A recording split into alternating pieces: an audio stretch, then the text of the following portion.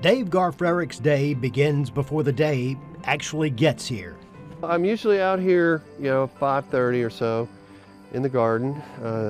In the summertime, that's the coolest and best time to be working in the garden. I left here and went to the Navy, and I was a Navy pilot and worked for other companies when I got out of the Navy. But I got transferred back to this area, and I bought a farm, and I started farming and taking produce like this to restaurants in Birmingham. And I always loved to cook, and I thought, I can do that. I love what they do with my produce, and I thought I could cook that too. So I decided to open a restaurant here in my hometown and do great things like they did with the food that I grow. Dave's garden is on an old family farm Susan Robertson well remembers. My memories of the farm are spending 2 and 3 weeks at a time during the summer at the farm, sleeping with no air conditioning, no television, no computers, no nothing. And those were the summers that I spent with my grandmother and my grandfather. As the years go by, you get further away from the farm, and the memories are still there, but the meaning changes. And so when Dave and I met, and he was looking for a farm, I said, well, we've got a farm, and it's not kind of, a working farm at this point, but I think it could be. And so his presence down there and what he's doing has just brought so much beautiful energy, just like a garden would bring. Yeah, we'll have some bell peppers for lunch, stuffed bell peppers, I think. It's just a beautiful feeling to be at the cafe and see our guests eating the foods that came from our family's farm. We try to do as much as we can locally. We use other growers locally too. We buy from local people and foragers. We have mushrooms from the Talladega forest that we use, and wild blueberries and things like that. And you can sit at the chef's counter and you can see them, people come in with the fresh, the local growers come in, and you can see the chefs prepare it.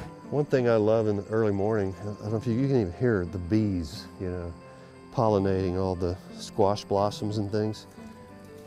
And often you can touch one to pick it, and you can feel the bee vibrating inside the blossom.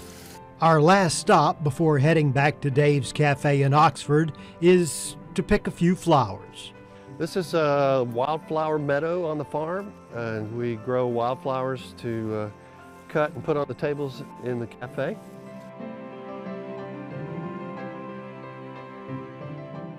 Back at Garfrerick's, Dave and his staff begin preparing what we've been picking. We have an open kitchen so that people can see how we handle the food and how we treat it and cook it. And it's just about people getting closer to their food. There's even talk about, is the farm-to-table movement over? And I'm thinking, I grew up with the farm-to-table movement. There's no over. It's, it's real. It's still happening, and it always will be. Our tomato salad is one of those things that people come here for. And we don't have it year-round. We have it only during the season when we can get great tomatoes like this. So our menu definitely changes. It's been a wonderful experience to see that full cycle from my memories to this new reality for the farm and my family, and then to be able to bring those gifts to our community as well through the Garfrerick's Cafe. When I go to the farm in the morning, it's quiet.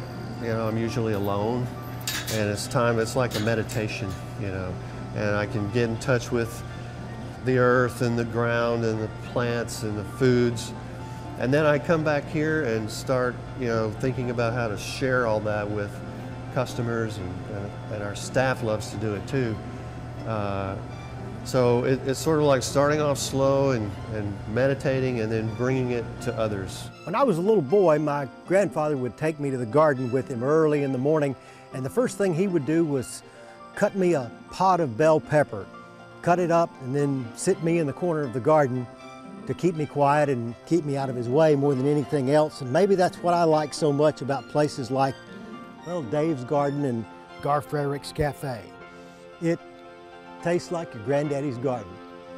And it's absolutely Alabama.